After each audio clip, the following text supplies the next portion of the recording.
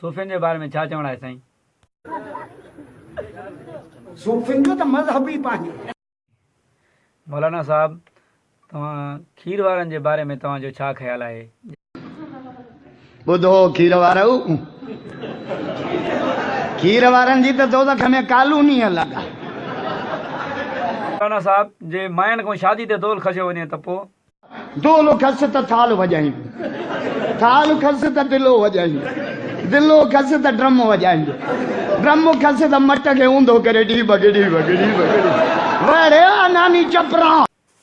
मौलाना साहब, ही मुला जेके ख़ैरात खां रोकनि था उन्हनि जे बारे में छा ख़्यालु आहे? कहिड़ा मुला पलजनी ख़ैरात। साईं, तवाईबाज़ रोज़े रखण वारनि जे बारे में तव्हांजो छा ख़्यालु आहे? रोज़ाइतनि जो बि बूथ ख़राबु। 10 बजे खां मुल थिया थमे हा, कुकुड़ आयो त बि हणो, कुतो आयो त बि हणो, मेंह आई त बि हणो, मोलो आयो त बि हणो, माई आई त बि।